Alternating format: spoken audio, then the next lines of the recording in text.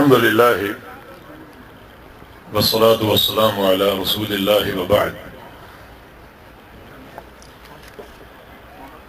سوال ایسے کیا کریں جو واقع ہو چکے ہوں، اور میرا خیال ہے یہ سوال اسی نوعیت کا ہے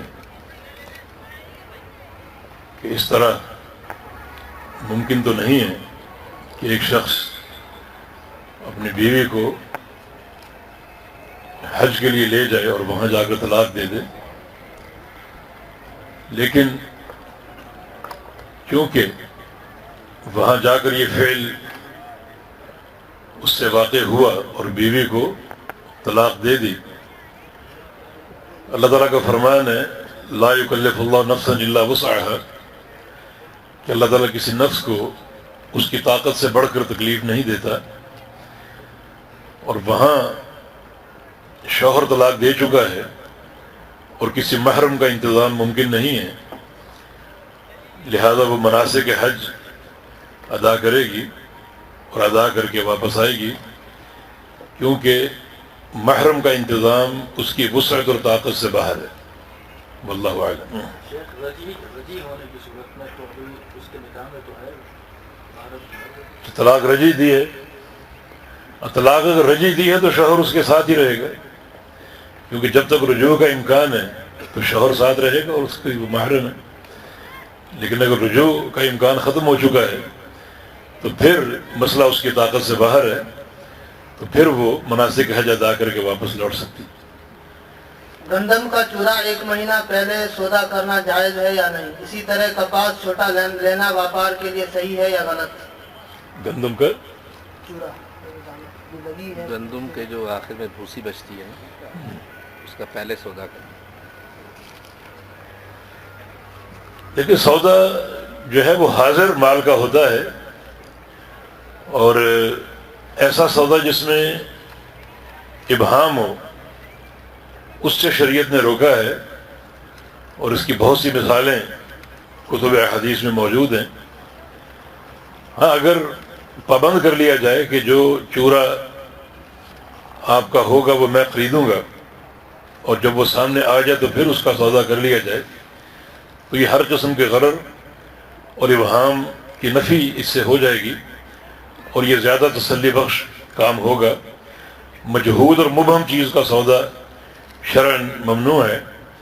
یہ پابندی ہو سکتی ہے کہ آپ جو بھی چورا اور دانہ ہو وہ میں خریدوں گا، تو پھر وہ جب سامنے مال ہو تو اس کا سودا کر لیا جائے۔ کون سے کلر بالوں کو اور داڑھی پر کرنا جائز ہے؟ یہ کالے کلر کے علاوہ ہر جائز ہے، ہر ایک۔ ہاں، بعض رنگ شریعت نے روکیں، جیسے زعفرانی کلر ہے تو کالے کلر سے بچنا چاہیے، کیونکہ حدیث میں آتا ہے کہ وجتنبوا السواد، کہ سیاہ رنگ سے بچو۔ تو اس کے علاوہ جو بھی کلر ہے وہ استعمال کیا جا سکتا ہے۔ میں نے ایک گاڑی خریدی ہے جو بذریعہ قرعہ اندازی یا یوں کہیے کہ بذریعہ لاٹری میرے گھر میں صرف 8,000 میں آئی ہے، کیا قرعہ اندازی یا لاٹری والی گاڑیاں خریدنا جائز ہیں؟ یہ قرآن اندازی کی شکل آپ نے بیان نہیں کی کہ کس انداز سے آئی ہے۔ کچھ لاٹریاں یہ قرآن اندازی درست ہے اور کچھ غلط ہیں، اگر پورا مسئلہ لکھا جاتا تو جواب دیتے۔ تو قرآن اندازی کی نوعیت واضح کرنی چاہیے، کیسے آپ کے گھر آئی۔ ایک آدمی نماز میں آتا ہے، جماعت ہو رہی ہے، سارے ساتھی جو جماعتی تشہد میں بیٹھے ہیں، تو پیچھے آنے والا آدمی کیا کرے؟ وہ آگے تشہد میں بیٹھ جائے، یعنی تکبیر تحریمہ کہے، اور تکبیر تحریمہ کہہ کر سیدھا تشہد میں چلا جائے۔ جس حالت میں امام ہو اسی حالت میں وہ منتقل ہو جائے۔ کچھ لوگ آتے ہیں اور تکبیر تحریمہ کہتے ہیں اور ہاتھ باندھ لیتے ہیں اور پھر تشہد میں جاتے ہیں یا رکوع یا سجدے میں جاتے ہیں، یہ شکل درست نہیں ہے، بلکہ ہاتھ باندھے بغیر تکبیر تحریمہ کہہ کر جس حال میں امام ہو، سجدے میں ہے، رکوع میں ہے، تشہد میں ہے، اسی حال میں وہ چلا جائے، سینے پر ہاتھ باندھے بغیر۔ اگر ہاتھ باندھے گا تو یہ مخالفت ہوگی کہ امام تو تشہد میں ہے اور آپ نے ہاتھ باندھ لیے، اس لیے تکبیر تحریمہ جس سے نماز میں داخل ہوتے ہیں وہ کہے گا، اور جس حال میں امام ہو اس میں منتقل ہو جائے گا۔ اگر وہی آدمی آتا ہے اور آگے صف میں جگہ نہیں ہے تو کیا کرے؟ اس کا جواب بڑی وضاحت سے حافظ صاحب نے دے دیا ہے۔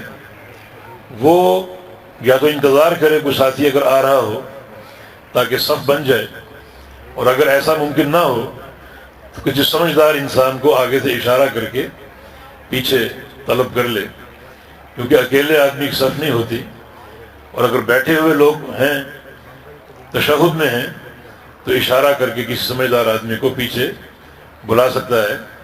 ایک شکل اور بھی ہے، اور وہ امام کے ساتھ بیٹھنا۔ امام کے ساتھ بیٹھنے کا جواز ملتا ہے اس کے دائیں طرف۔ ایسی شکل اگر ہو اور لوگ تشہد میں ہیں اور اشارہ سمجھنے سے لوگ قاصر ہوں، بعض لوگ اتنا دین کا فہم نہیں رکھتے، یہ بھی شکل ایک ممکن ہے کہ امام کے ساتھ جا کر بیٹھ جائے۔ لیکن راجح بات یہی ہے کہ اکیلے آدمی کی جو کہ صف نہیں ہوتی اور اس کی نماز نہیں ہوتی، اس لیے وہ تنہا نہیں بیٹھے گا بلکہ ساتھ کسی کو ملا کر پھر بیٹھے گا۔ خطیب بغیر سنت اور بغیر تحیت المسجد پڑھے خطبہ دے اور اس کو سنت سمجھے اور یہ کہے کہ خطیب کے لیے سنت پڑھنا ثابت نہیں، تو کیا اس کا قرآن و حدیث سے ثبوت ہے؟ جی ہاں، نبی صلی اللہ علیہ وسلم جب تشریف لاتے جمعے کے لیے تو سیدھا آپ ممبر پر بیٹھتے تھے نفل پڑھے بغیر، اس لیے زیادہ اولویت اور مسنون طریقہ یہی ہے کہ خطیب جب آئے تو سیدھا ممبر پر آ کر بیٹھ جائے، اور تحیت المسجد نفل وغیرہ نبی علیہ السلام کے عمل سے ثبوت اس کا نہیں ملتا۔ نکاح کے بعد لوگوں کے اصرار پر دولہے اور دلہن کے لیے اجتماعی دعا مانگی جا سکتی ہے؟ عند طلب دعا کی جا سکتی، اس کی کوئی ممانعت نہیں ہے، یعنی کوئی بھی عارضہ ہو، کوئی بھی کیفیت یا حالت ہو اور کوئی صاحب طلب کریں دعا تو عند طلب دعا ہو سکتی ہے۔ نبی علیہ السلام ممبر پہ خطبہ ارشاد فرما رہے تھے، حالانکہ خطبے کے لیے اجتماع کا حکم ہے، مگر صحابہ نے بارش کی، دعا کی، درخواست کی، تو عند طلب آپ نے ممبر پر خطبے کے دوران دعا کی تھی۔ اس لیے طلب اگر ہو کسی کی تو دعا کرنے میں کوئی حرج نہیں۔ مسافر شخص کتنے دن نماز قصر پڑھ سکتا ہے؟ اگر وہ کسی شہر میں 2 سال کے کورس کے لیے آئے، کیا وہاں سفر پڑے گا؟ مسافر کے لیے قصر ہے، لیکن ایک انسان مسافر کب ہوتا ہے اور مقیم کب ہوتا ہے، اس میں عرف عام بھی کچھ امور کی متقاضی ہے۔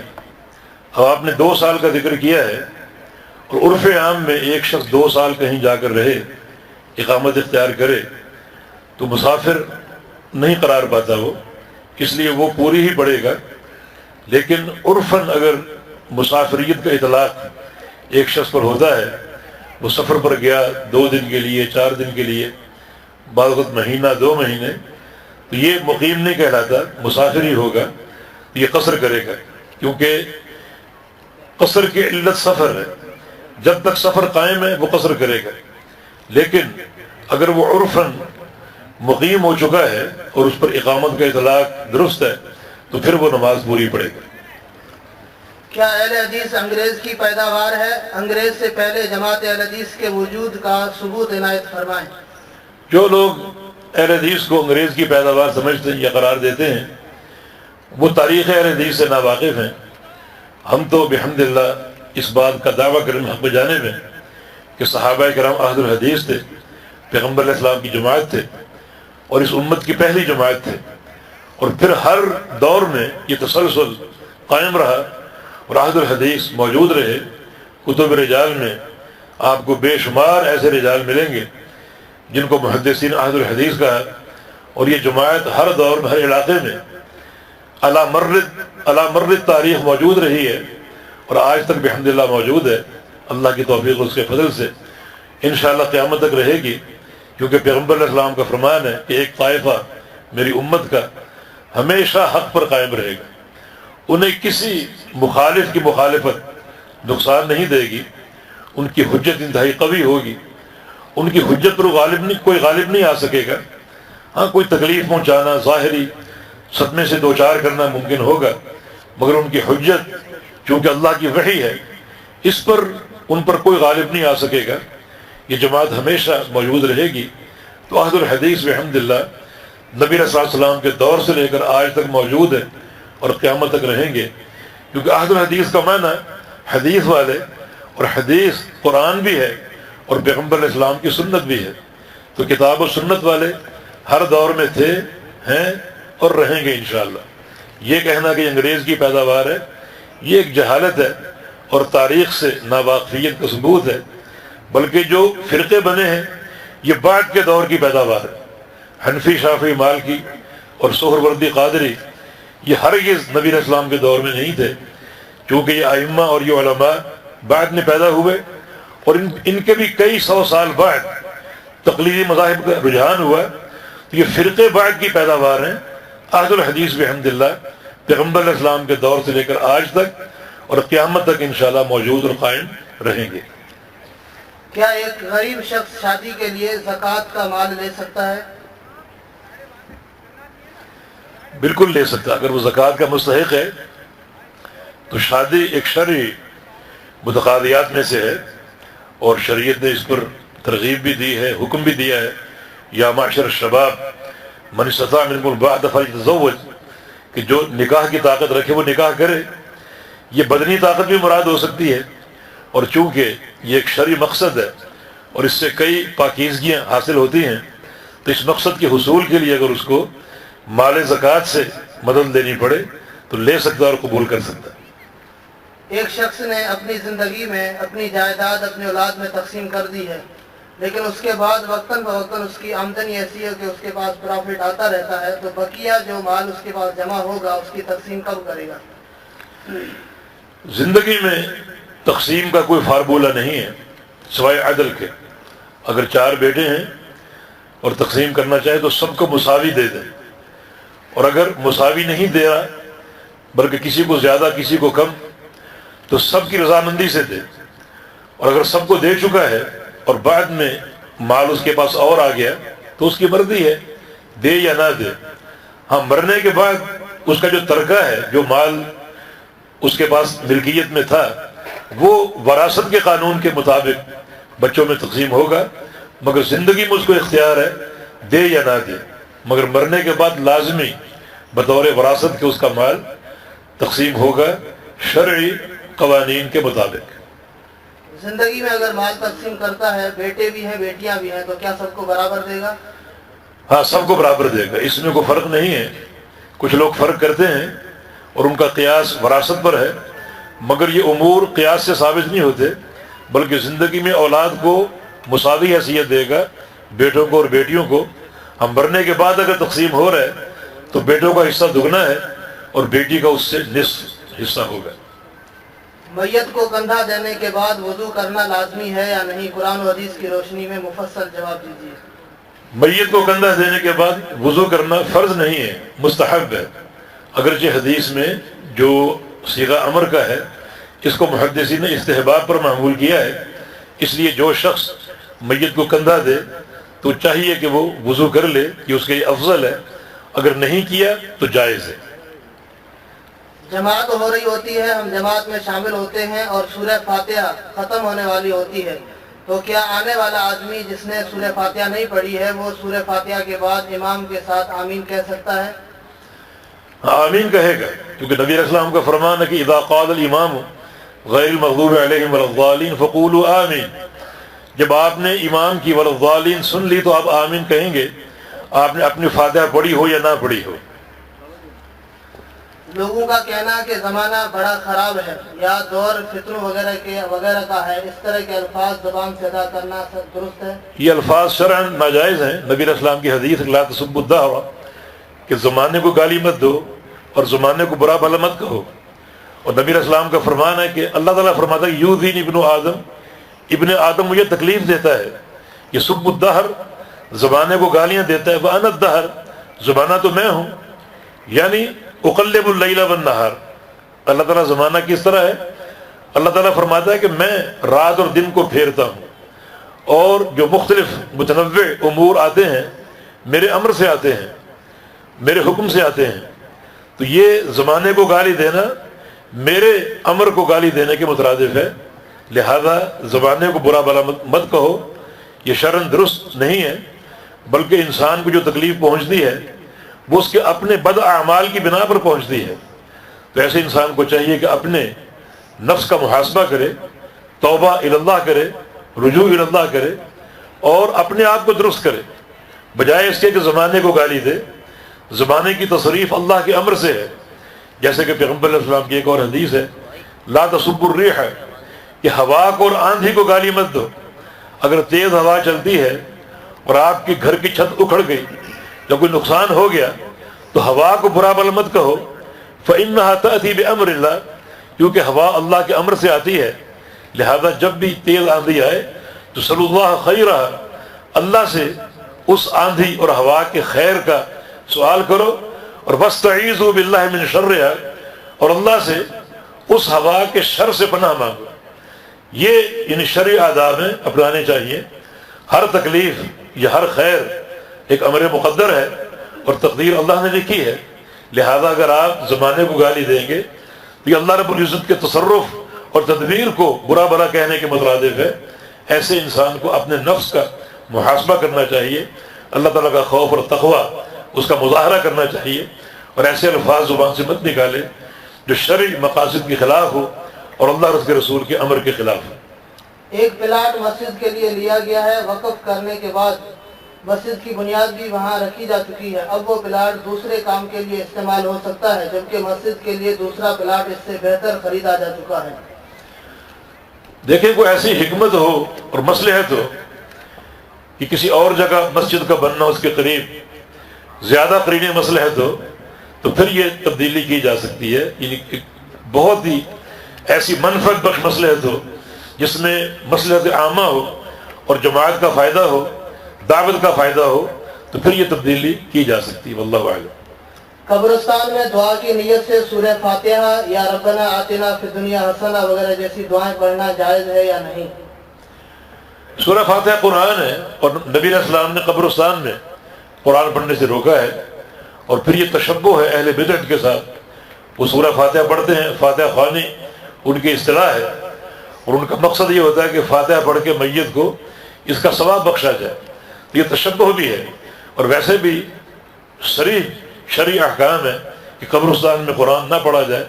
نبی علیہ السلام کی حدیث ہے کہ اپنے گھر کو قبرستان نہ بناؤ، وہاں قرآن پڑھا کرو، نوافل پڑھا کرو، جس میں اس بات کی طرف اشارہ ہے کہ قبرستان میں نفل پڑھنا یا قرآن پڑھنا ناجائز ہے۔ اگر کسی گھر کے بڑے لوگ جو ہیں ذمہ دار، ان کا رویہ اپنے گھر والوں کے ساتھ ٹھیک نہ ہو تو اس گھر کے باقی افرادوں کو کیا کرنا چاہیے؟ اصلاح کی کوشش کی جائے، شریعت میں افہام و تفہیم کی گنجائش ہے، اور ساتھ ساتھ دعا کی جائے اور قطع رحمی نہ کی جائے، ساتھ رہا جائے، صبر کے ساتھ سمجھایا جائے، دعا کی جائے، اصلاح کی کوشش کی جائے، اس میں انشاءاللہ خیر و برکت ہے۔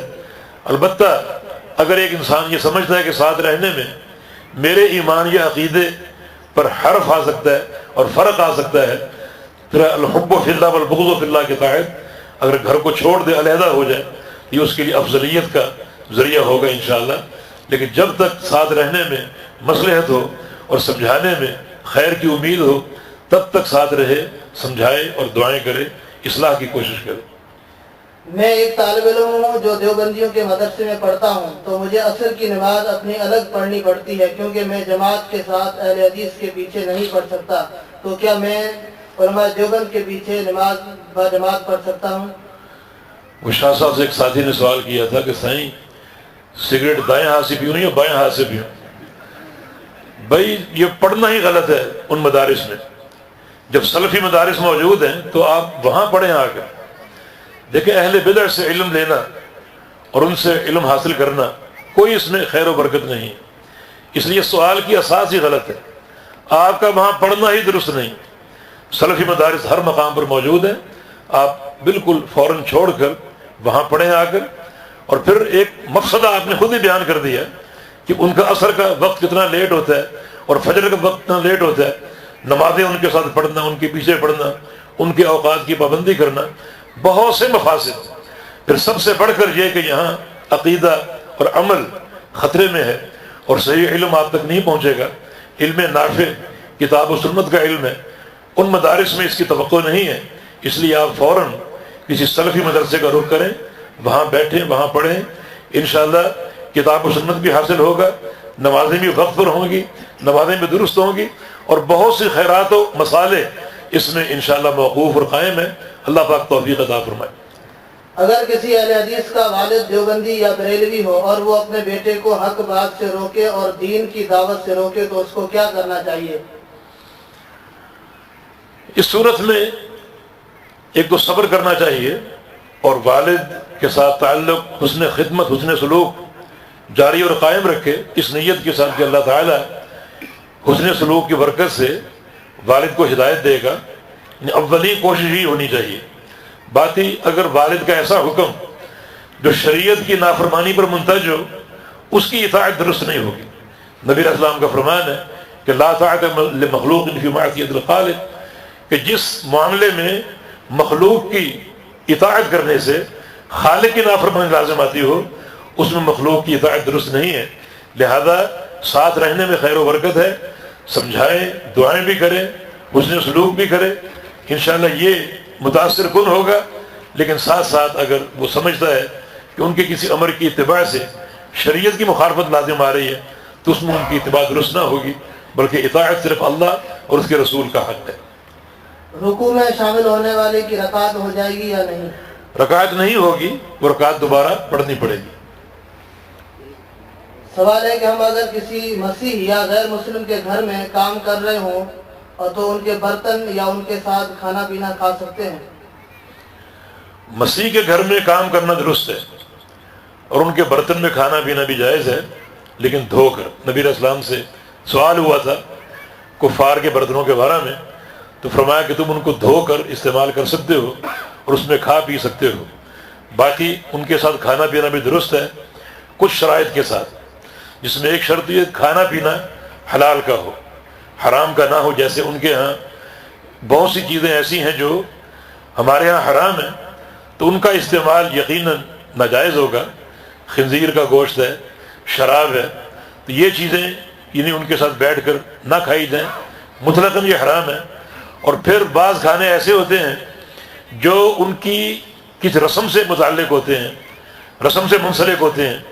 جیسے ان کے ہاں کرسمس ڈے ہے، اس مناسبت سے وہ اچھے پکوان پکاتے اور تیار کرتے ہیں، تو یہ چونکہ رسم باطل ہے، اس لیے رسم کا کھانا درست نہیں ہے۔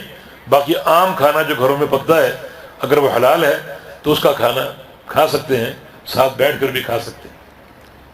میں روزانہ ڈیوٹی پر جاتا ہوں، سفر 12 کلومیٹر ہے، کہ کیا میں وہاں قصر نماز پڑھ سکتا ہوں یا نہیں؟ یہ 12 کلومیٹر گھر سے ہے یا شہر کی حدود سے باہر سے ہے؟ یہ نقطہ ذہن میں رکھیں، شریعت میں 3 میل جو ہے وہ قصر کی حد موجود ہے، مگر یہ 3 میل کہاں سے شمار کریں گے؟ اپنے گھر سے نہیں، بلکہ جب آپ اپنے شہر سے نکلیں اور شہری آبادی ختم ہو جائے اور صحرا یا جنگل شروع ہو جائے، تو وہاں سے آپ 3 میل جو ہے وہ شمار کریں گے۔ اگر شہری آبادی سے باہر 12 کلومیٹر ہے پھر یہ قصر درست ہے، اگر گھر سے ہے تو پھر جائز نہیں۔ امام ننگے سر نماز پڑھ سکتا ہے یا نہیں؟ امام بھی پڑھ سکتا ہے، مقتدی بھی پڑھ سکتا ہے۔ سر ڈھانپنا گو افضل ہے، لیکن فرض یا واجب نہیں ہے، اس لیے ننگے سر نماز کا جواز ہے۔ اور اگر کپڑا یا ٹوپی موجود ہو تو سر ڈھانپ کے پڑھنا افضل ہے، لیکن اگر موجود نہ ہو تو ننگے سر پڑھنے میں کوئی حرج نہیں۔ اگر کوئی آدمی سودی کاروبار میں ملازمت کرتا ہے اور اس کی اولاد زیر تعلیم ہے تو اولاد کا اپنے والدین سے خرچہ لینا جائز ہے یا نہیں؟ یہ خرچہ ظاہر ہے کہ ناجائز ہے۔ اگر سودی ادارے میں وہ ملازم ہے تو اس کی تنخواہ اسی ادارے کے وسائل سے آ رہی ہے، یہ درست نہیں۔ ویسے بھی پیغمبر علیہ السلام نے سود کھانے سے، کھلانے سے اور سود کا گواہ بننے سے، لکھنے سے منع کیا ہے۔ تو ایسا شخص چونکہ ان چاروں میں سے کسی حکم میں آتا ہے، اس لیے اس کی کمائی درست نہیں ہے۔ اولاد اگر سمجھتی ہے اور جانتی ہے کہ اس کی کمائی حلال کی نہیں بلکہ حرام کی ہے، تو اس سے وہ خرچہ وغیرہ نہ لے اور کسی متبادل راستے کے تعین کی کوشش کرے۔ اللہ پاک توفیق دے گا اور راستے کھولے گا انشاءاللہ۔ तमाम साथियों से गुजारिश है कि आगे आगे आ जाएं, पीछे पंडाल जो है ना वो तंग हो रहा है, ताकि पीछे आने वाले साथियों को जगह मिल सके। साथी जरा आगे आगे आ जाएं ताकि पीछे आने वाले साथियों को जगह मिल सके। जज़ाकुमुल्लाह खैर। क्या ख़वातीन नमाज जनाजा पढ़ सकती हैं या नहीं? ख़वातीन जनाजे के साथ न जाएं, लेकिन जैसे जनाजा मस्जिद में आ गया और ख़वातीन वहाँ मौजूद है नमाज के लिए, जुमे के लिए या किसी और नमाज के लिए, तो फिर वो साथ जनाजा पढ़ सकती हैं। लेकिन जनाजे के साथ जाना ख़वातीन का दुरुस्त नहीं है। और मतलब जनाजा अगर पहुँच जाए किसी मस्जिद में और वहाँ ख़वातीन मौजूद हैं तो फिर वो साथ पढ़ सकती हैं।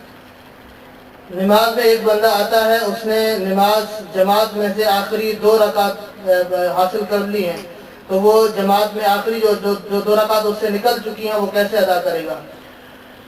इसमें वुसअत है और दोनों सूरतें दुरुस्त हैं। अगर वो जो 2 रकात पढ़ चुका इमाम के साथ उनको पहली समझ कर पढ़ ले और बाद की 2 रकात बाद की पढ़ ले तो ये भी जायज़ है। मगर इससे बेहतर ये है कि जो 2 रकात उसने पढ़ी इमाम के साथ वो उसी नीयत से पढ़े जो नीयत इमाम की थी और वो उसकी आखिरी रकात थी, और जब वो खड़ा हो सलाम फिरने के बाद तो फिर वो इसी तरह शुरू करे जैसे वो नमाज अभी शुरू कर रहा है। उसमें सना, सूरह फातिहा और सूरत साथ मिलाए। ये ज़्यादा इसमें औलवियत है और ज़्यादा जो अदिल्ला हैं, जो इशारे मिलते हैं वो इसी तरफ जाते हैं कि वो उन रकात को जो इमाम के साथ पढ़ी हैं आखिरी शुमार करे और सलाम फेरने के बाद इमाम जब खड़ा हो तो उन रकात को पहली शुमार करके पढ़े। जो मशाइख सऊदी अरब वगैरह के उनका फतवा भी यही है, और साईं रहमहुल्लाह से भी मैंने सवाल किया तो आपका जवाब भी यही था। वल्लाहु आलम। अकीके के बारे में जानवर के लिए क्या शराइत हैं? 2 दाता होना ज़रूरी है या नहीं? कुरान और हदीस की रोशनी में वजाहत फरमाएं। मेरे इल्म के मुताबिक कोई ऐसी दलील नहीं मिलती जिसमें इन शराइत की पाबंदी अकीके के ताल्लुक से मज़कूर हो। इसलिए जो 2 दांत वगैरह की शर्त है वो कुर्बानी के जानवर के लिए है, ना कि अकीके के जानवर के लिए। लेकिन इस काबिल हो कि वो तैयार हो, गोश्त खाने के काबिल हो और यानी अच्छा पला हुआ हो, सेहतमंद हो, कमज़ोर ना हो, क्योंकि अकीका ये एक मशरू अमर है और अकीका के फ़वाइद भी हैं। नबी अलैहिस्सलाम की हदीस कल ग़ुलाम मुर्तहन बेअक़ीक़त ही कि बच्चा अकीके में गिरवी होता है, तो इसमें बेहतर जानवर जो है वो ज़बह किया जाए ताकि बच्चे को गिरवी से छुड़ाया जाए। और अकीके के कर लेने से बहुत सी तकलीफ़ों से बच्चा बच जाता है और महफूज हो जाता है। तो बेहतर से बेहतर जानवर का इंतखाब होना चाहिए। वल्लाहु आलम। इल्हाम और कशफ गैर नबी पर भी हो सकता है या नहीं? इल्हाम हो सकता है और कशफ भी हो सकता है, लेकिन ये बात अच्छी तरह सुन ले कि किसी दीनी अमर के बारे में नहीं। दीन अल्लाह के नबी पर नाजिल होता है और हुआ और मुकम्मल हो चुका है। अल-यौम अकमलतु लकुम दीनकुम अतममतु अलैकुम निअमती। लिहाजा तकमील दीन के बाद और तकमील वही के बाद अब कशफ या इल्हाम के ज़रिए कोई नई चीज़ दीन बनकर नहीं आ सकती। नबी अलैहिस्सलाम की हदीस है, हर उम्मत में कोई ना कोई मुहद्दस हुआ है। मुहद्दस का माना मुल्हम, जिसके दिल में अल्लाह इल्हाम डालता है। मेरी उम्मत में उमर बिन खत्ताब मुल्हम और मुहद्दस है। और आप सीरत उमर जानते हैं, पूरी ज़िंदगी में कितने इल्हाम उनके दिल में हुए, लेकिन जो सूफिया ने एक मखरज निकाल लिया और हर मसला कश्फ व इल्हाम से साबित करके बैठ जाते हैं। सुबह भी कश्फ हो रहे हैं, शाम भी कश्फ हो रहे हैं, हर वक्त कश्फ हो रहे हैं। किसी मसले में ज़रूरत तो मुराक़बे में चले जाते हैं और मुराक़बे से फारिग होकर कहते हैं कि हमको इल्हाम हुआ और कश्फ हुआ। ये सारा का सारा शैतानी खेल है। हाँ, किसी मसलहत के तहत अल्लाह ताला दिल में कोई बात डाल देता है और बंदे की वो मसलहत में होती है और अल्लाह सुझा देता है। जैसे एक इंसान अचानक कमरा खोले और उसके दिल में अल्लाह की तरफ से ये बात आ जाए कि कमरे में कोई मोजी जानवर ना हो, तो वो मुहताज हो जाए, एक इंतज़ाम कर ले। ये एक किस्म की मसलहत है, अल्लाह ताला की तरफ से दिल में एक बात आ गई। लेकिन कश्फ व इल्हाम से कोई शख्स कहे कि मुझे दीन मालूम हुआ, तो ये शैतानी इल्हाम और शैतानी कश्फ है, क्योंकि दीन मुकम्मल हो चुका है। बाकी किसी इंसान की मसलहत या उसके खैर के लिए अल्लाह रब्बुल इज़्ज़त उसके दिल में कोई बात डाल सकता है। ये इस हद तक इल्हाम درست ہے اور غیر نبی پر ہو سکتا ہے، لیکن ایک شخص یہ کہے جب چاہے الہام کے ذریعے کوئی چیز بیان کر دے، یہ بالکل غلط اور ناممکن ہے۔ یہ مسئلہ اچانک ہوتا ہے، جب اللہ چاہتا ہے ہوتا ہے، کسی انسان کے چاہنے سے نہیں ہوتا، جب اللہ چاہتا ہے تب ہوتا ہے، اور یہ نہیں کہ ہر وقت ہو، کبھی شاذ و نادر، جیسے کہ میں نے مثال میں عرض کیا کہ امیر عمر رضی اللہ عنہ کے بارے میں اللہ کے نبی کا فرمان ہے کہ وہ اس امت کے ملہم ہیں اور محدث ہیں، اللہ جن کے دل میں الہام کرتا ہے، لیکن کتنے الہام ہوئے ان کے دل میں، اور کتنے جو ہے وہ ان کے دل میں القاء جو ہے وہ ڈالے گئے، بہت کم مثالیں ملتی ہیں۔ تو یہ ہے الہام ممکن ہے، مگر دین کے تعلق سے نہیں، بلکہ ایک انسان کی ذاتی مصلحت اور ذاتی خیر کے تعلق سے، باقی ممکن نہیں۔ شیخ صاحب، جنت اور دوزخ کے حوالے سے کشف کے واقعات یہ تبلیغی نصاب میں بھی ہیں کہ جی ماں کو عذاب ہو رہا ہے، اس نے کشف ہوا اس پر۔ یہ سب واقعات ایسے ہیں جن کا ان صحت سے کوئی تعلق نہیں۔ تبلیغی نصاب میں یعنی اس طرح کے واقعات دفن کیا گیا اور کشف ہوا کہ تیری ماں کو عذاب ہو رہا ہے اور اس کا یہ سبب ہے، اور پھر اس کی اصلاح کی گئی، یہ سب باتیں غلط ہیں اور اس کا کوئی صحت سے تعلق نہیں ہے، اور نہ ہی جو ہے وہ غیر نبی پر اس قسم کا کشف ہو سکتا ہے۔ نبی صلی اللہ علیہ وسلم کی زندگی کا ایک ہی واقعہ ملتا ہے، آپ قبرستان کے پاس سے گزرے اور آپ نے فرمایا کہ ان 2 قبروں میں عذاب ہو رہے ہیں، اور نبی وہی سے بات کرتا ہے۔ تو باقی یعنی صحابہ کی تدفین بے شمار آپ نے فرمائی، لیکن کسی کے تعلق سے آپ نے ایسی بات نہیں کی۔ اب بعض صحابہ کا اللہ نے آپ کو علم دیا، فلاں جنت میں نہاتا ہوا دکھائی دیا، ان 2 قبروں میں عذاب ہو رہا ہے، لیکن نبی تو وہی ناطق وحی ہے اور وحی سے بات کرتا ہے۔ اس قسم کی باتیں اور خبریں کشف و الہام سے ناممکن ہیں، اور اگر کوئی شخص کہے گا تو وہ غلط ہے اور وہ نبوت کے منصب میں ہاتھ ڈالنے کی کوشش کر رہا ہے۔ اس کو اپنے اس اقدام سے باز آنا چاہیے، اور وہ جو شرعی اوامر اور احکام ہیں ان کی پابندی کرنی چاہیے۔ کیا کسی بدعتی یا مشرک کو رشتہ دینا یا اس سے رشتہ لینا جائز ہے، اس امید سے کہ اس کے بعد اس کی اصلاح کریں گے؟ رشتہ دینا درست نہیں ہے، کیونکہ عام طور پہ یعنی اس قسم کے مواقع پر اصلاح نہیں دیکھی گئی، اور یہ ایک امر یعنی طبعی یعنی امر کے خلاف بھی ہے کہ عورت مرد کی اصلاح کرے، یعنی ایسا ہوتا نہیں ہے۔ اور ہمارے معاشرے میں خاص طور پہ مرد اپنے آپ کو حاکم سمجھتا ہے، برتر سمجھتا ہے، اور عورتوں کو دبا کے رکھتا ہے اور غلام بنا کے رکھتا ہے۔ اس معاشرے میں بالکل درست نہیں۔ لیکن اگر جیسا کہ آپ نے لکھا کہ اگر اصلاح کی توقع ہو اور خیر کی توقع ہو رشتہ لینے میں، اور اصلاح کا امکان ہو تو وہ لے لیا جائے، عام طور پہ اصلاح ہو جاتی ہے، اور وہ اصلاح آگے بھی مؤثر ہوتی ہے، اور اس خاتون کے ذریعے اس کے گھر والے بھی ہدایت پر آ جاتے ہیں۔ تو یہ چیز قرین مصلحت ہے، لیکن رشتہ دینا عام طور پہ غلط ہے، کیونکہ عام طور پہ اس طرح اصلاح کا امکان نہیں ہوتا۔ جس طرح اولاد اپنے والد کی وراثت کا حقدار ہے، کیا اولاد اپنی ماں کی وراثت کا اسی طرح حقدار ہے؟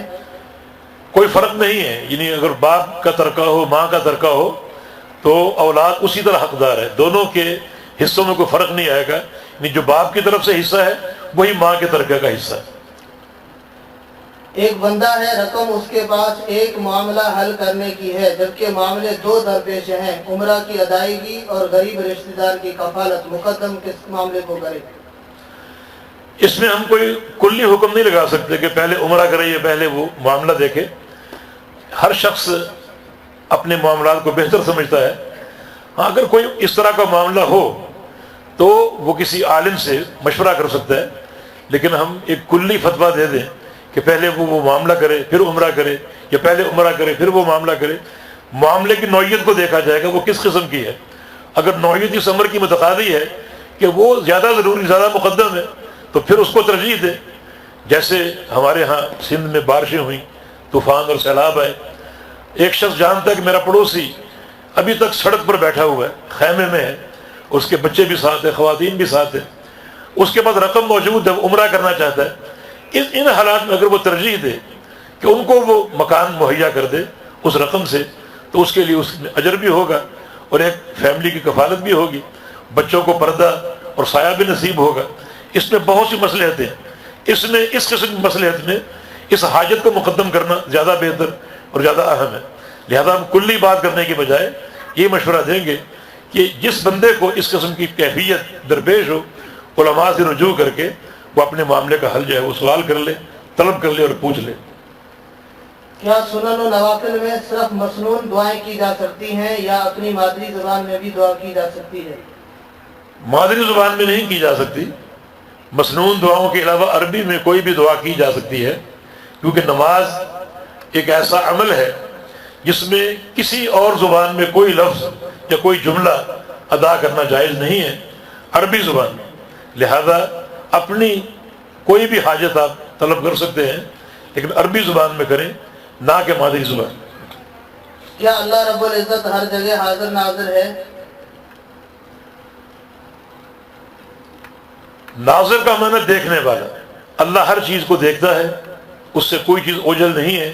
ان اللہ لا یخفی علیہ شیء فی الارض ولا فی السماء، آسمان و زمین کی کوئی چیز اللہ سے پوشیدہ نہیں ہے، ہر چیز کو دیکھتا ہے، ہر عمل کو دیکھتا ہے، لہذا ناظر اللہ تعالیٰ ہے ہر جگہ کے لیے، ہر چیز کے لیے، ہر ذرے کے لیے۔ لیکن حاضر کی اصطلاح شرعاً درست نہیں، جائز نہیں، کیونکہ حاضر کا معنی اپنے جسم اور ذات کے ساتھ کہیں موجود ہونا، اور یہ اللہ کا مقام نہیں ہے۔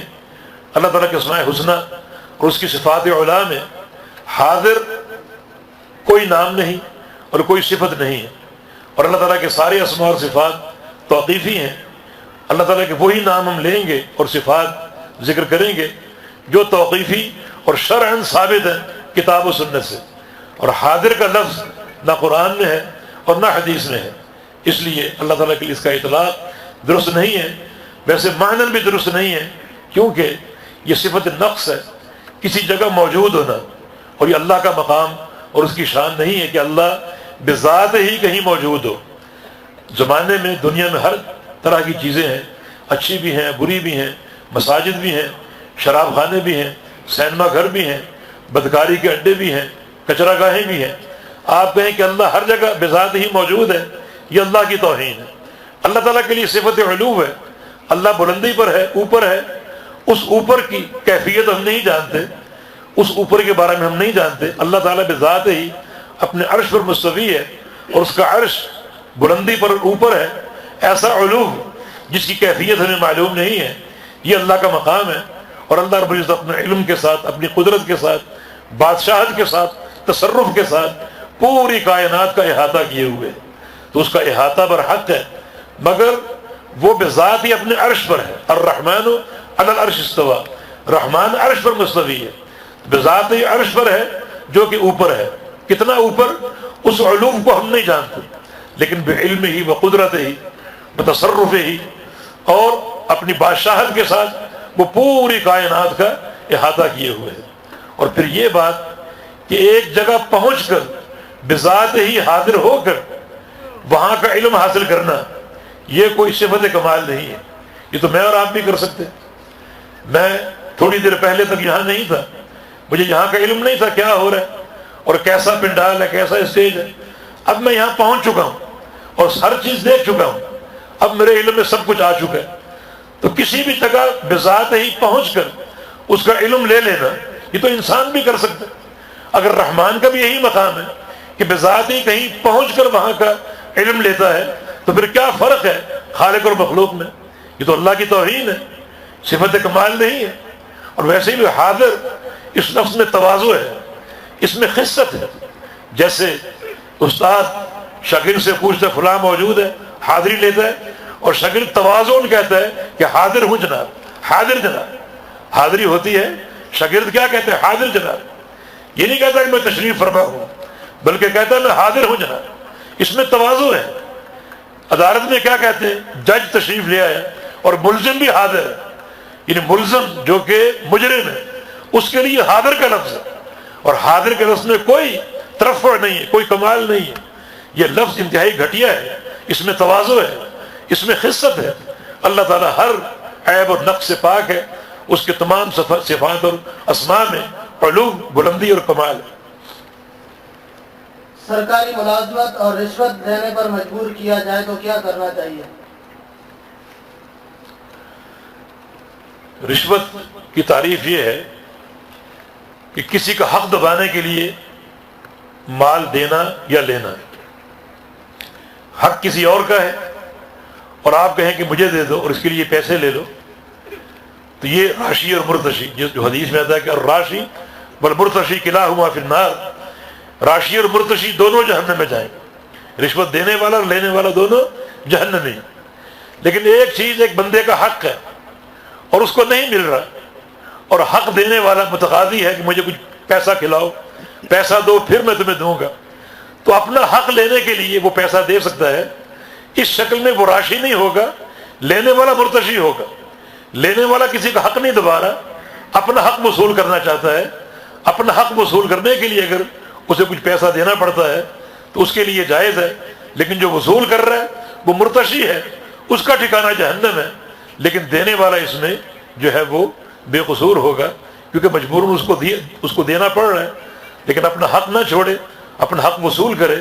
اس کے لیے اگر کسی کے کہنے پر کچھ دینا پڑتا ہے تو وہ دیا جا سکتا ہے۔ ایک ہی جماعت کے لوگ الگ الگ گروپ بنا لیتے ہیں، کیا یہ شرعاً صحیح ہے؟ بالکل غلط ہے، اور یہ میں سمجھتا ہوں اس دور میں کبائر میں سے ایک ہی جماعت میں مختلف گروہوں کا ہونا، کیونکہ یہ گروہوں کا مختلف ہونا یہ جماعت کی تفریق ہے، جماعت کی تشدید ہے، اور تفریق درست نہیں ہے، یہ عمل شیطان ہے۔ اور ید اللہ علی الجماع، جماعت ایک ہوتی ہے، ان اللہ یحب الذین یقاتلون فی سبیلہ صفا، ایک صف جو ہے وہ اللہ کو پسند ہے، اور یہ شرعی مقاصد میں سے ہے، اس میں دعوت کی برکت ہے، اور جب جماعت ایک ہوگی تو یقیناً اللہ کی برکت اور اللہ کا ہاتھ اس جماعت پر ہوگا، اور تمام جو مصالح اور خیرات و برکات ہیں وہ حاصل ہوں گی۔ لیکن جب جماعت تفریق ہوگی، تفریق کا شکار ہوگی، تو تفریق کا عمل شیطان کا عمل۔ حدیث میں آتا ہے کہ ابلیس اپنا تخت بچھائے بیٹھا ہے اور اپنے شیطانوں کو، ذریت کو صبح کے وقت بھیجتا ہے کہ جاؤ زمین پر پھیل جاؤ اور اللہ کے بندوں کو گمراہ کرو، اور رات کو آ کے مجھے رپورٹ دو۔ اب وہ ذریت پھیل جاتی ہے، ایک آتا ہے رپورٹ دیتا ہے کہ فلاں بندہ نماز پڑھنا چاہ رہا تھا، اس کو میں نے نماز سے روک دیا، فلاں بندہ حج کے لیے جانا چاہ رہا تھا، اسے میں نے حج سے روک دیا۔ ابلیس کہتا ہے ٹھیک ہے، کوئی تم نے بڑا کام نہیں کیا۔ ایک کہتا ہے فلاں بندہ زکوٰۃ دینا چاہ رہا تھا، اس کو میں نے مال کی محبت ایسی اس کے دل میں ڈالی کہ اس نے زکوٰۃ دینے سے جو ہے وہ انحراف کر لیا۔ ابلیس کہتا ہے ٹھیک ہے آگے بڑھو۔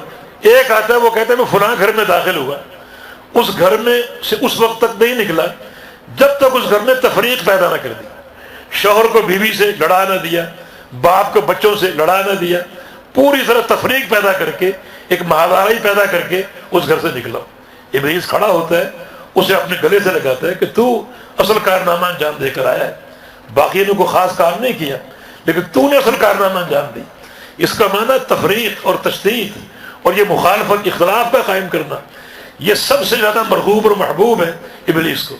اب آپ سوچیں کہ ایک گھر میں چند افراد ہوتے ہیں، 2 4 6 افراد، ان میں اگر تفریق پیدا ہو تو ابلیس اس قدر خوش ہوتا ہے، لیکن جہاں پر جماعت ہو، ہزاروں اور لاکھوں افراد ہو، ان میں اگر افتراق ہو اور تفریق کا راستہ جو ہے وہ اپنایا جائے تو کس قدر وہ خطرناک ہوگا، اور کس قدر وہ انسان ابلیس کو خوش کر رہا ہے اور اس کے کاز کو مضبوط اور مستحکم کر رہا ہے۔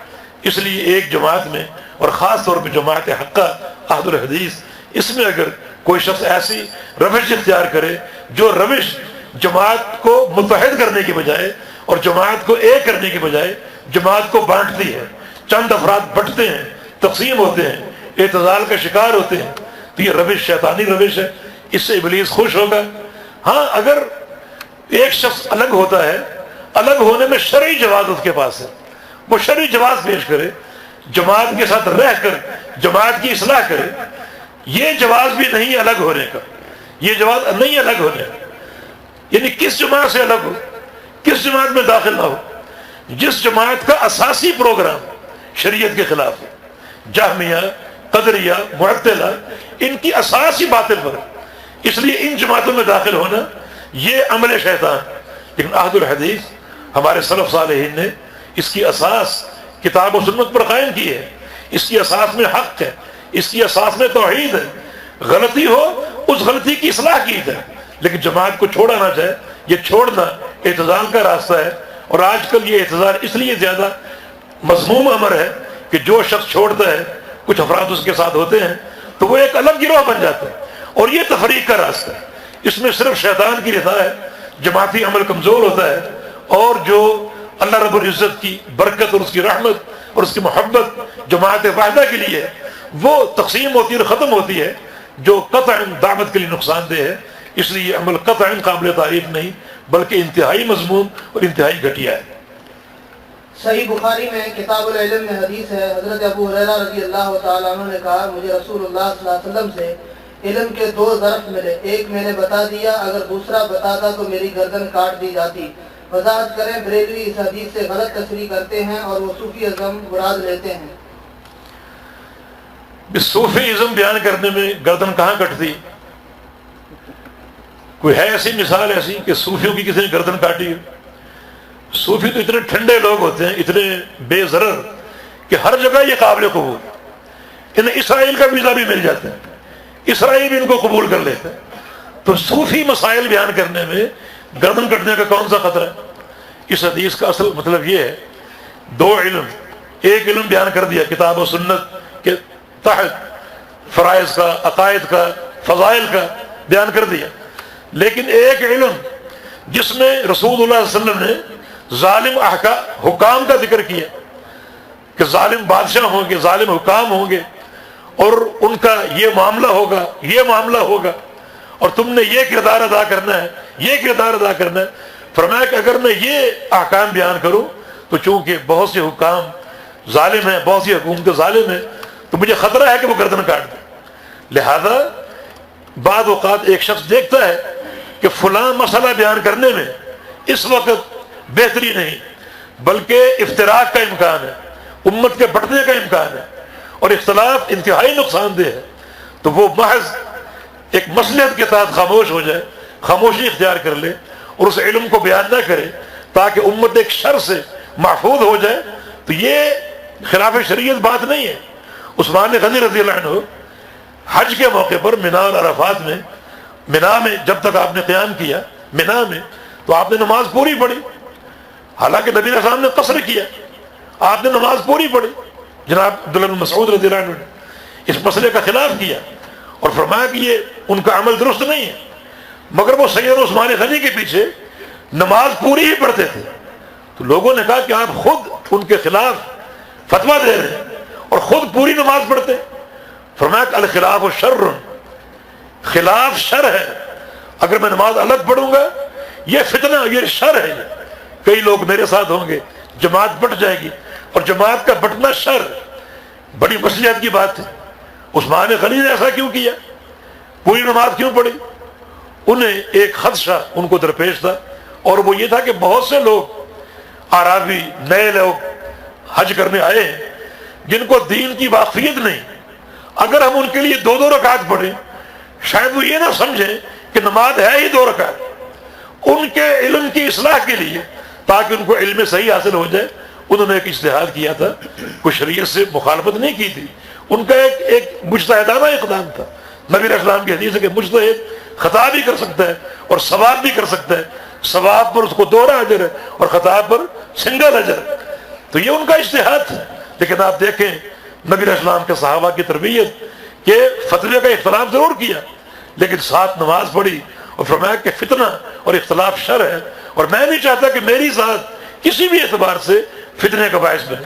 تو جناب ابو ہریرہ نے مصلحتاً کچھ احادیث بیان نہ کی کہ ایسا نہ ہو کہ فتنہ بڑھ کے اختلاف قائم ہو جائے اور پھر امت بٹ جائے، اس لیے یہ باتیں بعض اوقات عین قرین مصلحت ہوتی ہے۔ واللہ اعلم۔ دوسرا ظرف بھی علم کا امت تک تو پہنچ گیا نا؟ جی ہاں، پھر مخفی نہیں رہا، وہ دوسرا ظرف جو ہے وہ پہنچا، یعنی حکام کے احکام، حکومتوں کے معاملات، یہ یعنی صحابہ کی روایتوں سے یہ معاملات اور یہ امور پہنچے اور پورا دین بیان ہوا ہے۔ ایک نقطہ بھی ایسا نہیں جو ختم ہو چکا ہو یا چھپ چکا ہو، بلکہ پورا دین رہتی دنیا تک قائم رہے گا اور قیامت تک محفوظ رہے گا۔ ایک وقتی طور پر جناب ابو ہریرہ نے ان حدیث کو بیان نہیں کیا، جب وہ وقت گزرا تو انہوں نے بھی بیان کیا اور دیگر صحابہ نے بھی ان کو بیان کیا تھا۔ بچہ اگر ماں کے پیٹ سے ہی مرا ہوا پیدا ہوتا ہے تو کیا اس کو غسل دینا اور اس کا جنازہ پڑھنا چاہیے؟ اگر کسی نے بغیر غسل اور جنازے کے دفن کر دیا ہو تو اس کے لیے کیا حکم ہے؟ جنازہ کیا زندہ کا ہوتا ہے؟ جنازہ فوت شدہ کا ہوتا ہے۔ بچہ اگر مرا ہوا پیدا ہوا ہے اس کو غسل بھی دیا جائے گا اور اس کا جنازہ بھی پڑھا جائے گا، اور اگر ایسا ہو چکا غلطی سے نسیاناً جنازہ پڑھے بغیر اس کو دفن کر دیا ہے تو اس کی قبر پر جا کر جنازہ پڑھ لیا جائے۔ حدیث میں تو آتا ہے کہ سقط، مسند احمد کی حدیث ہے کہ سقط تک کا جنازہ پڑھا جائے گا۔ سقط وہ بچہ جو ناقص پیدا ہوتا ہے اس تک کا جنازہ پڑھا جائے گا۔ نفل نماز، اشراق، چاشت، اوابین یا دوسرے نوافل وغیرہ کے بعد اللہ اکبر استغفر اللہ پڑھا جائے گا یا نہیں؟ یہ فرائض کے بعد یہ اذکار ملتے ہیں، فرائض کے علاوہ نہیں ملتے، اور عبادت قیاس سے ثابت نہیں ہوتی۔ بعض لوگ فرائض پر قیاس کر کے نوافل کے بعد بھی اللہ اکبر استغفر اللہ پڑھتے ہیں۔ عبادت عمل اور نص سے ثابت ہوتی ہے، تو یہ اذکار فرائض کے بعد ہے، سنن یا نوافل یا تہجد یا اشراق کے بعد یہ اذکار نہیں ملتے۔ اہل حدیث جماعت میں کچھ ائمہ نماز شروع کرتے وقت بلند آواز میں بسم اللہ پڑھتے ہیں، کچھ دل میں پڑھتے ہیں، کیا صحیح ہے؟ دونوں عمل درست ہیں، لیکن جہرن پڑھنا زیادہ افضل ہے۔ ویسے سرن بھی پڑھی جا سکتی ہے، لیکن جہرن پڑھنا زیادہ افضل ہے، اور خاص طور پہ ان ایام اور ان حالات میں جبکہ بہت سے لوگ جہر کا انکار کرتے ہیں باقاعدہ، تو احقاق سنت کے لیے جہر سے پڑھا جائے تاکہ سنت چھپنے کی بجائے نمایاں اور اجاگر ہو۔ جب کسی کی طرف سے ایصال ثواب کرنا جائز ہے تو پھر آپ لوگ قرآن خوانی کو غلط کیوں کہتے ہو؟ شریعت سے ایصال ثواب کے جو عملی مظاہر ملتے ہیں وہ سب مالی عبادات کے تعلق سے ہیں، کسی بدنی عبادت کے تعلق سے ایصال ثواب شرعاً ثابت نہیں، اس لیے ہم تو ہر حال میں شریعت کے پابند ہیں، کیونکہ شرعاً بدنی عبادات کا ایصال جائز یا درست یا ثابت نہیں ہے، جیسے نماز پڑھ کے بخشنا، نفل پڑھ کے بخشنا، قرآن پڑھ کے بخشنا، روزہ رکھ کے بخشنا، یہ سب بدنی عبادت ہے، یہ درست نہیں۔ حج ثابت ہے کیونکہ مالی عبادت ہے، عمرہ، قربانی، تو یہ ثابت ہے، صدقہ، یہ سب مالی عبادات ہیں، ان کا ثواب جو ہے وہ پہنچایا جا سکتا ہے، دیا جا سکتا ہے، اس کا ایصال درست ہے، لیکن بدنی عبادات کا ایصال ثابت نہیں ہے، اس لیے درست نہیں ہے۔ ہر وہ کام ہم کریں گے جو شرعاً ثابت ہے، جو ثابت نہیں وہ نہیں کیا جائے گا۔ غیر رشتہ دار کے لیے ایصال ثواب مالی صورت میں کرنا جائز ہے یا نہیں؟ کر سکتے ہیں، اس میں کوئی رکاوٹ نہیں، ممانعت نہیں۔ بعض لوگ کہتے ہیں کہ حضرت حسین رضی اللہ تعالیٰ عنہ کی طرف سے ہم ایصال ثواب کرتے ہیں یا صحابہ کی طرف سے۔ دیکھیں زیادہ بہتر کیا ہے، آپ ایصال ثواب کریں جو بیچارہ مستحق ہے۔ صحابہ سارے مغفور لہم بحمد اللہ، سارے کے سارے عادل ہیں، تو ان کو آپ ایصال ثواب ان کی رفعت درجات کی دعا کریں آپ۔ باقی شرعاً کوئی ایسی ممانعت نہیں ہے، لیکن عمل ایسا کریں جو ان باعث منفعت اور باعث برکت ہو۔ یہ ائمہ، یہ صحابہ، یہ سارے کے سارے عادل اور نجات یافتہ کامیاب لوگ اور فلاح یافتہ، تو ایک ایسا عمل ان کے لیے کرنا، اس سے بہتر نہیں کہ آپ کسی ایسے شخص کا انتخاب کریں اپنے عزیزوں میں سے، دوستوں میں سے، جو آپ کا قریبی ہے، جس سے آپ کو محبت ہے، اور ان کے لیے کوئی یقین نہیں کہ ان کا معاملہ کیا ہوا، تو ان کے لیے کیا جائے تاکہ ان کے لیے بہتری کے اسباب جو وہ پیدا ہو سکیں۔ لیکن اگر صحابہ کے لیے یا جیسے آپ نے جناب حسین کا ذکر کیا کرنا چاہیں تو شرعاً اس کی کوئی نفی ثابت نہیں ہے، ملتی نہیں ہے، لیکن عمل ایسا کرے جو عمل کسی مصلحت کے تحت ہے۔ کرکٹ دیکھنا، کرکٹ سے محبت رکھنا اور کرکٹ نیاز اور دین اسلام میں اس کی کیا حیثیت ہے؟ یہ جو اصطلاح ہے نا، یہ نظر و نیاز امام حسین کے نام، یہ اور چیز ہے۔ یہ ہے کہ آپ صدقہ دیں امام حسین کے نام، نیاز دیں امام حسین کے نام، یہ شرک ہے۔ یہاں بات دوسری ہو رہی ہے کہ آپ کوئی عمل کریں، اس عمل کا ثواب ان کو بخشے۔ ہم نے عرض کیا ہے کہ اس کے لیے کسی ایسے شخص کا انتخاب کریں جس کی بخشش یقینی نہیں ہے۔ یہ سارے صحابہ اللہ کے ہاں مغفرت یافتہ ہیں، معاف کیے ہوئے، ان کے لیے جنت ہے، بشارت ہے، صحابہ سارے عادل ہیں. تو ایسے شخص کا انتخاب کریں جس کو ضرورت ہے. وہ تو سارے کے سارے کامیاب گروہ ہیں. باقی نظر حسین، نیاز حسین، یہ شرک ہے. یعنی حسین کے نام پر نظر یا ان کے نام کی نیاز دینا یہ شرک اور یہ بالکل باطل، ناجائز اور حرام ہے. آج کل ڈاکیومنٹری فلمیں بنائی جا رہی ہیں جن میں کوئی صحابی کا اگر کردار پیش کرتا ہے، کوئی بلال رضی اللہ تعالیٰ بن جاتا ہے. یہ ساری فلمیں ناجائز ہیں. صحابہ کا کردار احادیث میں موجود ہے، آپ وہ احادیث بیان کریں، نہ یہ ایک عملی شکل میں ویسا بن کر اور ایک ڈرامائی انداز میں ان کو یہاں لائیں، گھسیٹیں اور ان کا کردار پیش کریں. یہ سب صورتیں ناجائز ہیں. ڈراموں کی شکل میں، فلموں کی شکل میں جو ہے وہ صحابہ کے کردار کو پیش کرنا اور ایک شخص کو صحابی بنا کر پیش کرنا، یہ بالکل صحابہ کی توہین، خلاف شریعت امر، فوٹو کی حوصلہ افزائی اور تصویر کو عام کرنے کی دعوت. بہت سے اس میں حرام امور جمع ہیں. اور صحابہ کا منہج، ان کا عقیدہ، ان کے واقعات آپ صرف بیان کریں احادیث کے ذریعے، قرآن کے ذریعے. اس میں اللہ کی طرف سے تاثیر ہے اور برکت ہے. ان امور میں کوئی برکت نہیں.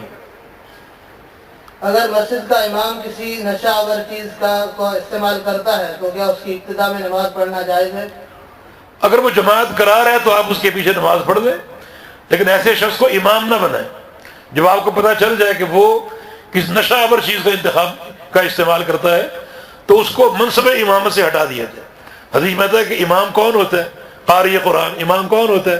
یعنی عالم بالسنہ اور عامل بالسنہ، زیادہ سنت کو جاننے والا، سنت پر عمل کرنے والا اور سنت کے قریب.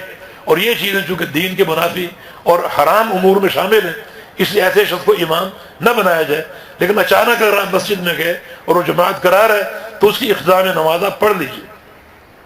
ایک مسافر عورت جو کہ اپنے شوہر کے ساتھ عمرہ ادا کرنے لگی، اب وہاں وہ اس کو مخصوص ایام آ گئے ہیں، تو کیا وہ حرم میں جا سکتی ہے یا نہیں؟ مخصوص ایام میں حرم میں نہیں جا سکتی، حرم سے باہر ہی رہے گی. اور جب وہ پاک ہوگی پھر وہ جائے گی اور عمرہ اپنا پورا ادا کرے گی. شوہر بیوی سے ہم بستری کرنے کے بغیر اس کو چھوڑ دیتا ہے، طلاق دیتا ہے اور عورت جو ہے اس سے طلاق لیتی ہے، تو اس کا کیا طریقہ کار ہونا چاہیے؟ طلاق درست ہے دینا. یہ یعنی ہم بستری کے بغیر اس شکل میں اس عورت پر عدت نہیں ہوگی اور فوراً جدائی ہو جائے گی. باقی کوئی خاص چیز پوچھنا ہو تو آپ پوچھ لیجیے. مغرب اور عشاء نماز کسی وجہ سے اگر جمع کی جائے تو مغرب کی سنتیں پڑھی جائیں گی یا نہیں؟ مغرب اور جمع میں سنتیں ہیں. جمع میں سنت نہیں، مغرب کی سنتیں نہیں پڑھی جائیں گی، بلکہ مغرب پڑھ کے آپ عشاء کے فرض ساتھ پڑھیں گے. جمع کا معنی یہی ہے کہ درمیان میں اور کوئی نماز نہ ہو، نفل یا سنت وغیرہ، بلکہ دونوں فرضوں کو ساتھ ملانا، یہ جمع ہے. اسے سنتیں نہیں پڑھی جائیں گی. قرآن شریف میں آتا ہے کہ اللہ تعالیٰ کی سنت تبدیل نہیں ہوتی، اس کا کیا مقصد ہے؟ وضاحت فرمائیں. اللہ رب العزت کا طریقہ، جیسے جنت میں داخل کرنے کے جو اللہ کا پروگرام سب کے لیے ایک ہے، اس میں کوئی فرق نہیں. اس لیے سنت الہیہ ہر دور ہر زمانے کے لیے ایک ہے.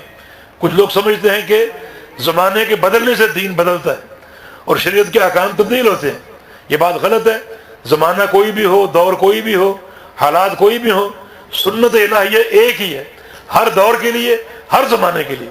لہذا اس میں کوئی تبدیلی نہیں ہے، اور اس تبدیلی کے جو قائل ہے وہ سخت غلطی کا شکار ہے. اللہ کا طریقہ، اللہ کی سنت قطعاً تبدیل نہیں ہوتی. جو اللہ نے شریعت نازل فرما دی وہ ایک ہے اور ایک ہی رہے گی ہر دور ہر زمانے کے لیے. آخری تشہد میں اگر نکیر آ جائے تو نماز پوری کریں یا سلام پھیر دیں؟ آخری تشہد میں نکسیر نکسیر آ جائے تو وہ سلام پھیر دینا. نکسیر ناقض وضو ہے نا؟ یہ نکسیر کا ذکر نہیں تھا.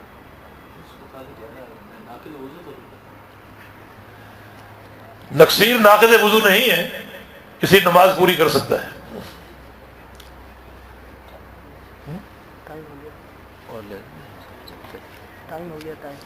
جب وہ کہیں تو پھر ان سے معلومات کریں. جب تک